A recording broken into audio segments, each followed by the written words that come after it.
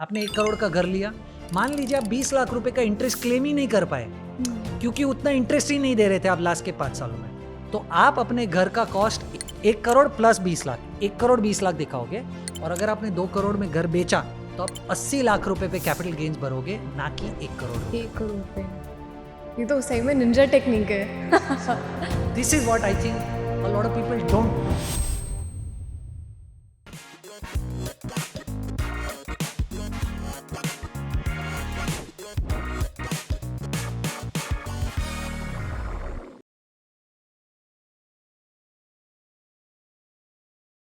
कई बार लोग home loan sir पे ले लेते हैं इन्वेस्टमेंट के नाम पे या फिर जस्ट फॉर टैक्स सेविंग, लेकिन जब ईएमआई भरने की बात आती है तब जान ही निकल जाती है।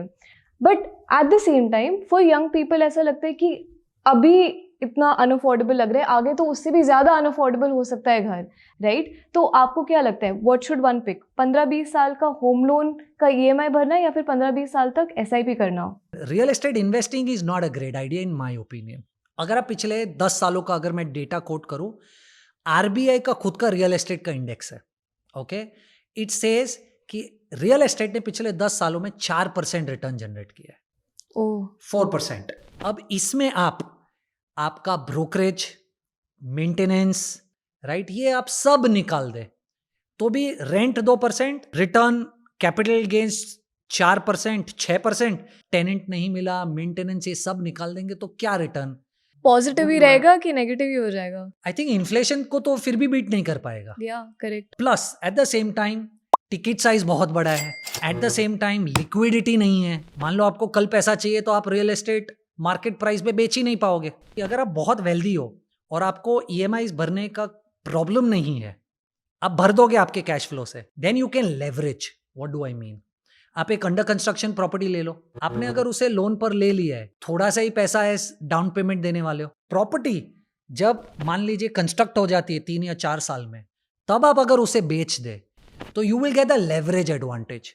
तो मान लो आपने 20% पैसा इन्वेस्ट किया है, राइट, और 3 साल में वो प्रॉपर्टी बन जाती है, आप उसे बेच देते हो तो आपको तो रिटर्न पूरे 100% पे मिलेगा, पूरे घर की वैल्यू पे, जबकि आपने निवेश किया है 20%, 30 या 40%। But for that you have to be wealthy enough वहां तक पहुंचना भी है। Right? So depends on who you are. But let's say if you are talking to somebody who is young, I would rather suggest try and invest your money in a way कि आप थोड़े सालों में 50% of the value of the house आप इकट्ठा कर लो। तो मान लो आप 1 करोड़ का घर बाई करने की कोशिश कर रहे हो, फ्यूचर वैल्यू 1 करोड़ का घर, तो आप एसआईपी करके 50 लाख रुपए जमा कर लो, फिर उस 50 लाख रुपए को डाउन पेमेंट कर दो और बाकी के 50 लाख रुपए पे लोन ले लीजिए। अब मैं ये क्यों बोल रहा हूं? यू आर यंग, आपकी सैलरी बहुत लिमिटेड है। आज आप अगर घर ले लोगे तो 20 साल तक आप अटक जाओगे। मोबिलिटी नहीं है, आप जॉब छोड़कर रिस्क नहीं ले पाओगे, सिटीज चेंज नहीं कर पाओगे, अगर अच्छा जॉब भी मिल गया आप फंस जाओगे। Plus you will compromise on your lifestyle so much कि 50%, 60% तो आपकी सैलरी का या उससे भी ज्यादा तो ईएमआई में जा रहा है। How are you even living your life? पर अगर आपने छोटा छोटा पैसा जमा कर 50 लाख रुपए इकट्ठा कर लिया और उससे डाउन पेमेंट कर ली, तो होगा ये कि उतने सालों में आपकी सैलरी भी बढ़ जाएगी। 50 लाख डाउन पेमेंट करने के बाद बचे हुए 50 लाख पे ईएमआई भी कम होगा, राइट? तो आप ना लाइफस्टाइल पे कॉम्प्रोमाइज करोगे और आपने घर भी ले लिया। वो स्वीट स्पॉट है। या स्वीट स्पॉट है जो यंग इन्वेस्टर्स को सोचना चाहिए। Got it. बट लेट्स से मैं कन्विंस्ड हूँ कि मुझे घर खरीदना है, होम लोन ले लिया है, उसको प्री पे करने के लिए बेस्ट तरीका क्या है ताकि इंटरेस्ट भी कम से कम भरूं? इनफैक्ट आई वुड सजेस्ट आपको प्रीपे करना ही नहीं चाहिए। क्यों? देखिए, again practical thought, emotional thought. See, personal finance को इसलिए पर्सनल फाइनेंस कहा जाता है क्योंकि ये पर्सनल है। आपका थॉट अलग होगा, मेरा थॉट अलग होगा, तो मैं दोनों साइड की स्टोरीज बताना चाहता हूं। तो इमोशनल थॉट ये आपको कहेगा कि यार भर दो यार, मेरे सिर पे कोई लोन नहीं चाहिए। आई वुड नॉट से it is wrong, but practically अगर आप सोचो तो मान लो अगर आप पुराने वाले टैक्स ब्रैकेट में हो, ठीक है, और आपने एक जॉइंट होम लोन लिया है, आपका और आपके पार्टनर का, तो आप 1.5 लाख रुपया आपका, 1.5 लाख रुपया आपके पार्टनर का, आप 3 लाख रुपया एटीसी में क्लेम कर सकते हो, करेक्ट, राइट? हाँ। 2 लाख रुपया इंटरेस्ट आपका, 2 लाख रुपया इंटरेस्ट आपके पार्टनर का, 4 लाख रुपया आप 24B में इंटरेस्ट क्लेम कर सकते हो, यानी आप 7 लाख रुपए का डिडक्शन ले सकते हो, विच मीन्स अगर आपको होम लोन 8.5% में पड़ रहा है और 7 लाख रुपए का आप डिडक्शन ले रहे हो और आप 30% के टैक्स ब्रैकेट में हो, यानी आप 2.1 लाख रुपए का टैक्स बचा रहे हो, right? Which means this loan has actually come to you at 4-5%. Now the caveat here is this is only available for old tax regime. old tax regime. हाँ, अब तो ना काफी चेंजेस हो गए हैं. करेक्ट, बट मैं आपको फिर भी एक आध दो चीजें और इसी के अराउंड कहना चाहता हूं. मान लीजिए अगर आपने दूसरा घर लिया है, ये आपके रहने का नहीं है पर दूसरा घर है, दूसरे घर में तो 1.5 लाख 3 लाख नीचे का कोई लिमिट ही नहीं है. आपको आपने जितना इंटरेस्ट भरा है वो पूरा इंटरेस्ट क्लेम कर सकते हो अच्छा. As deduction, right? I give you third point that nobody talks about. Loans कैसे काम करते हैं? लोन्स काम करते हैं कि आपके 90,000 की ईएमआई है, तो initial years of your loans 9,000 रुपया शायद प्रिंसिपल रीपेमेंट होता है, पर 80,000 रुपीज आप तो इंटरेस्ट भर रहे हो. तो इनिशियल ईयर्स में इंटरेस्ट बहुत ज्यादा भरते हो. नीचे के 5 सालों में आप इंटरेस्ट भरते ही नहीं हो, ये रिवर्स हो जाता है. 90,000, हाँ, 90,000 के लोन में आप 80,000 प्रिंसिपल दे रहे हो और 9,000 इंटरेस्ट जा रहा है, राइट? तो अब आप आर्ग्यू ये करोगे मेरे साथ कि वो जो 7 लाख का डिडक्शन था, राइट, वो तो मेरे किसी काम का ही नहीं है, क्योंकि नीचे के 5 साल में तो इंटरेस्ट ही नहीं दे रहा हूं, तो मैं 4 लाख रुपया कैसे एडजस्ट करूं?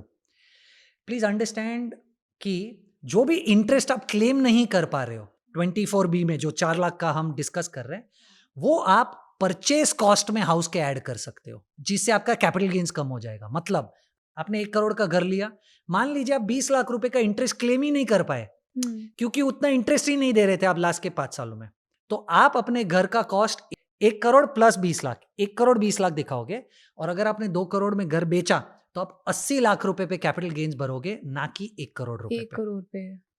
ये तो सही में निंजा टेक्निक है.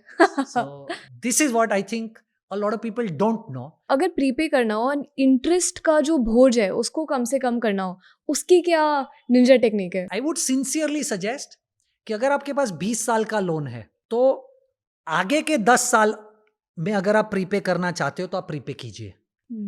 पीछे के 10 सालों में प्रीपे मत कीजिए, क्योंकि आगे के 10 सालों में आपने ईएमआई पूरी प्रॉपर भरने के बावजूद भी सिर्फ 30% पैसा बैंक को लौटाया है, तो यहां पर इंटरेस्ट आप ज्यादा भर रहे हो.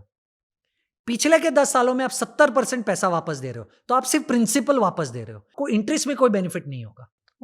I think you can do this also. मान लीजिए आपने 1 करोड़ का लोन लिया है, 8.5% का इंटरेस्ट है 20 साल के लिए, तो आप बैंक को 2 करोड़ 8 लाख रुपया चुकाओगे. इसका मतलब 1 करोड़ के लोन पे आपने बैंक को 1 करोड़ 8 लाख रुपए का इंटरेस्ट दिया 20 साल के टेन्योर में. अब अगर आप अपने ईएमआई का 15% पैसा एसआईपी कर दे, ठीक है, तो 12,000 रुपए की अगर आपने एसआईपी कर दी, और ये 12,000 रुपया अगर 12% पे भी ग्रो हो रहा है, तो 20 सालों में 240 महीनों में आपका 1.8 करोड़ वापस आ जाएगा. अच्छा, एग्जैक्टली कैंसिल आउट हो जाएगा. Correct. Of course you may argue कि मैंने 12,000 रुपया हर महीना एक्स्ट्रा तो इन्वेस्ट किया है, तो अगर आप 15,000 कर दे तो ये 12,000 भी वापस आ जाएगा.